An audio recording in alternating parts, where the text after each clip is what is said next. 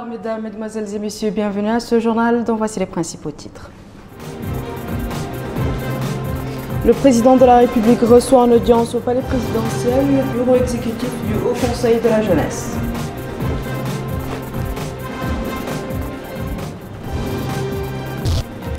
L'Institut national de recherche en santé publique lance une journée de sensibilisation sur les compétences acquises dans le domaine du diagnostic biologique.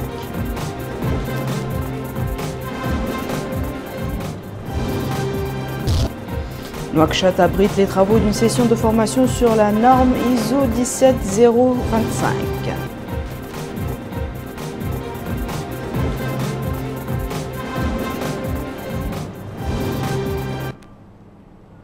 Merci mesdames et messieurs de vous joindre à nous. Nous ouvrons ce journal par cette audience accordée par le président de la République, M. Mohamed Ould Abdel Aziz. Le chef de l'État a reçu en audience aujourd'hui au palais présidentiel à Nouakchott le bureau exécutif du Haut Conseil de la jeunesse, conduit par M. Mohamed Yahya Al Brahim, président du Conseil. L'audience s'est déroulée en présence de M. Al-Hussein Al-Naji, conseiller à la présidence de la République.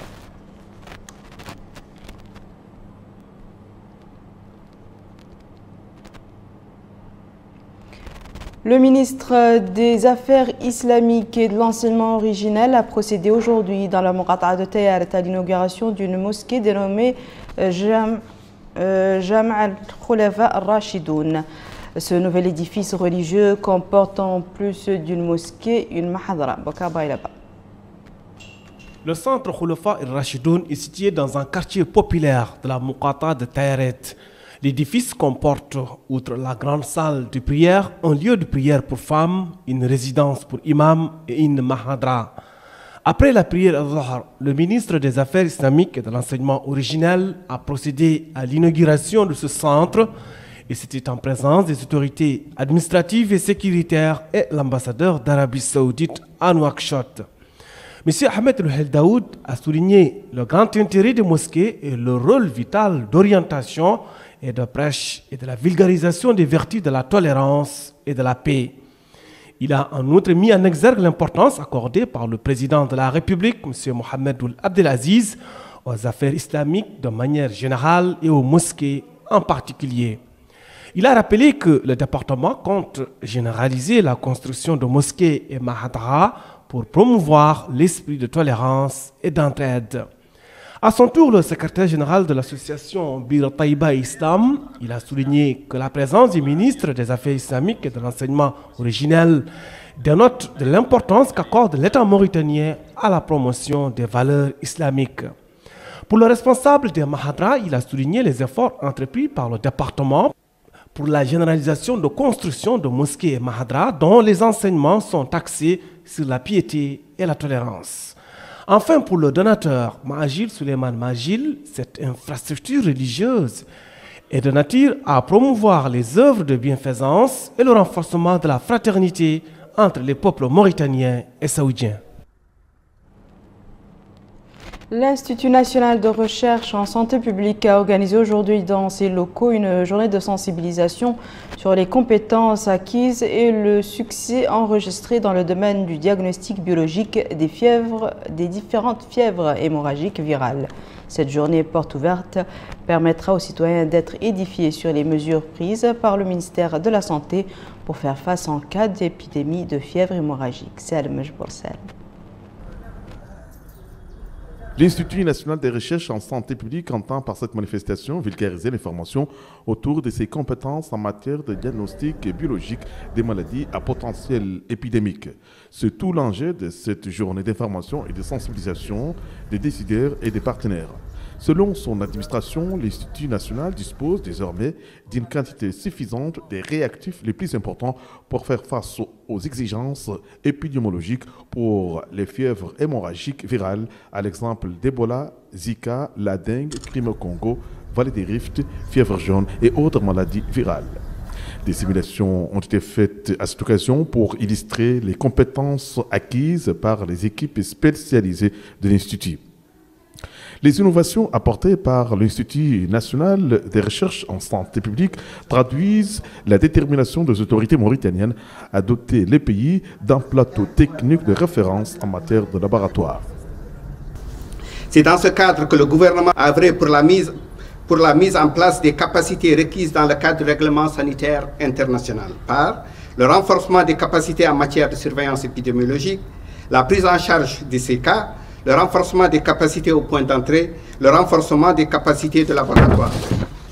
Dans ce contexte, le département de la santé a renforcé le volet laboratoire par l'acquisition d'un plateau technique de biologie moléculaire dans cet institut, afin de satisfaire les exigences de diagnostic et de confirmation des maladies à potentiel épidémique. Ce qui a permis à l'INRSP de contribuer efficacement à la détection et à la riposte aux menaces des événements de santé publique conformément aux exigences du règlement sanitaire international. Les objectifs de la journée de sensibilisation avaient été énumérés par le directeur de l'Institut, Dr Mohamed Brahim El-Khoury.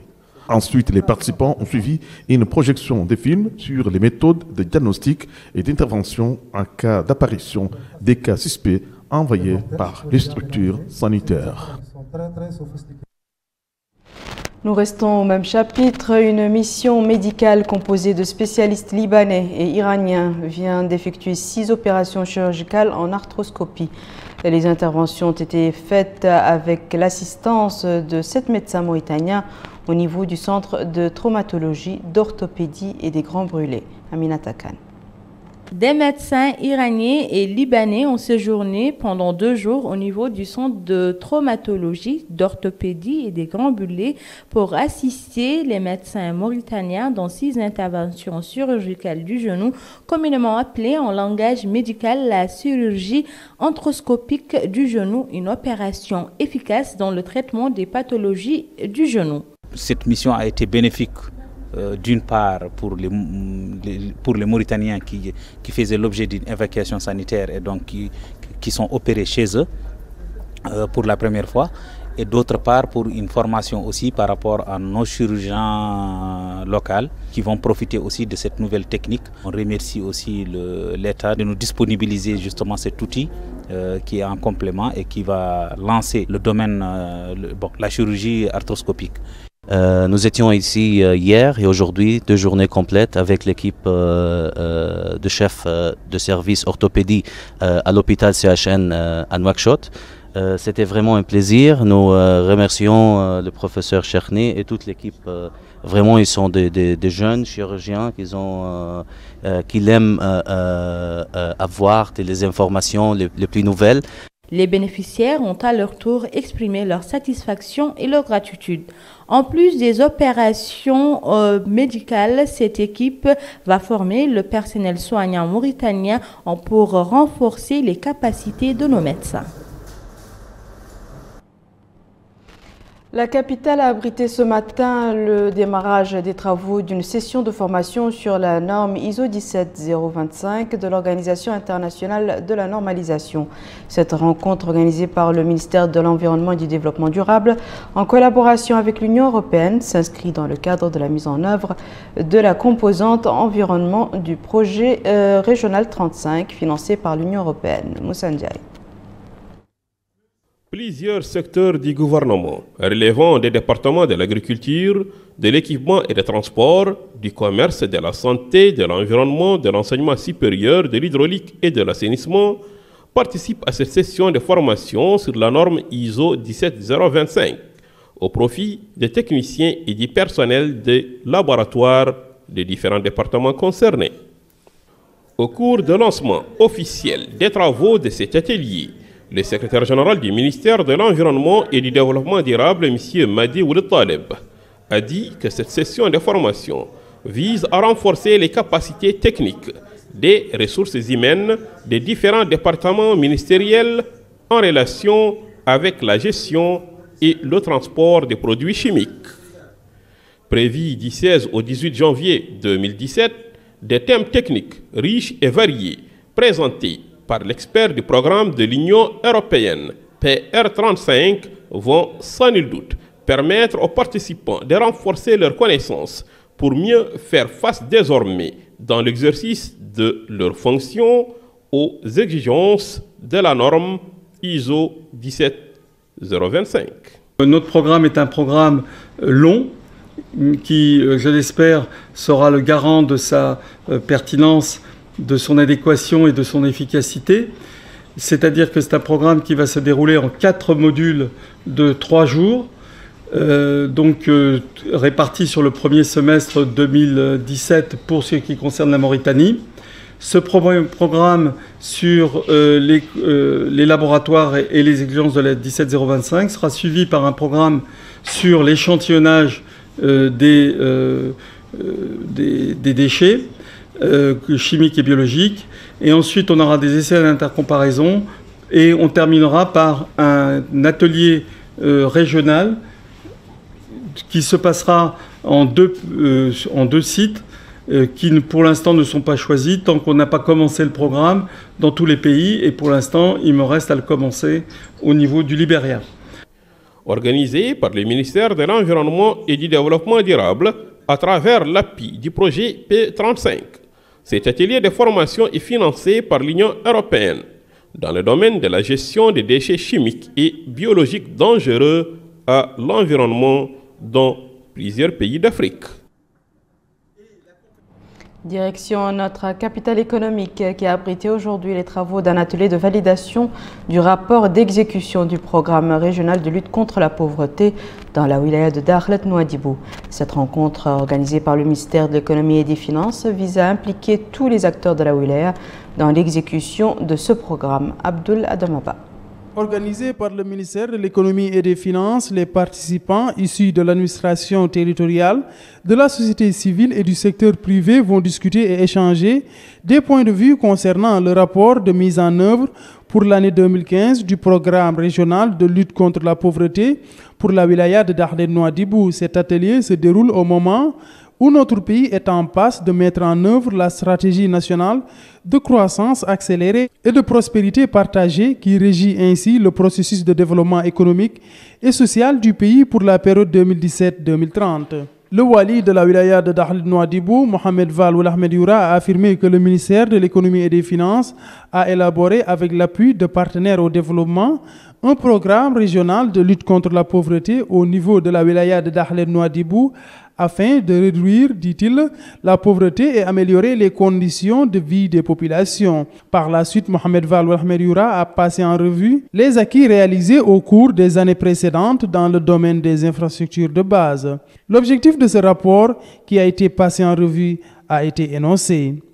L'objectif de cette rencontre est d'évaluer les degrés de mise en œuvre des activités prévues au titre de ce programme et de s'inspirer des leçons tirées et des enseignements pour les prendre en compte dans la formulation de la SCAP, qui est la stratégie de croissance accélérée et de prospérité partagée, qui est le cadre de référence futur pour le pays à l'horizon 2030. Durant cet atelier, les participants ont suivi plusieurs présentations sur les secteurs qui soutiennent la croissance et participent à la lutte contre la pauvreté.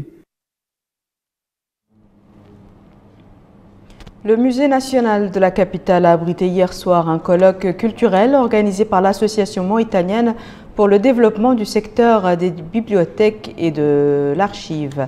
Cette rencontre vise à jeter la lumière sur le rôle capital des bibliothèques, archives et de la documentation ainsi qu'à l'incitation de la lecture. Malika Nagli. Cette association mauritanienne pour le développement des bibliothèques, archives et de la documentation vise à inciter et à ancrer au niveau des populations et plus particulièrement des jeunes l'amour de la lecture et de la culture d'une manière générale. Le monde de la lecture ouvre des horizons infinis en termes de savoir et c'est cette curiosité intellectuelle que l'association voudrait enraciner chez les jeunes pour le plus grand bien de la société. La présidente de l'association, Aziza Metakhlifa, affirme qu'il est évident que la lecture a des bienfaits immenses sur l'individu et sur la société dans son ensemble. Et le meilleur moyen d'en tirer profit passe par l'individu qui, par le biais de la lecture, a accès au monde du savoir et de la connaissance dont il tire profit et qui se répercute positivement sur sa communauté. Le rôle clé de la bibliothèque est à mettre en exergue pour les étudiants et les chercheurs en tout domaine. La rencontre a été marquée par l'intervention de professeurs, de chercheurs et d'hommes de lettres. Tous se sont accordés à souligner l'importance capitale de la bibliothèque comme source pour les chercheurs. Le rôle de la société civile dans la sensibilisation des populations à l'amour de la lecture a été souligné.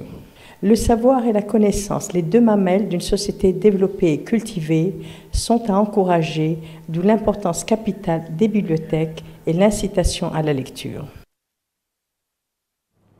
Voici à présent, mesdames et messieurs, le rappel des titres. Le président de la République reçoit en audience au palais présidentiel le bureau exécutif du Haut Conseil de la jeunesse.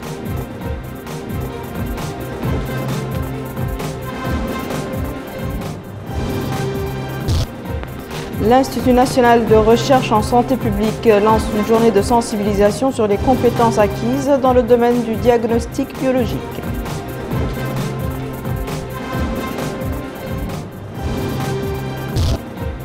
Nouakchott abrite les travaux d'une session de formation sur la norme ISO 17025.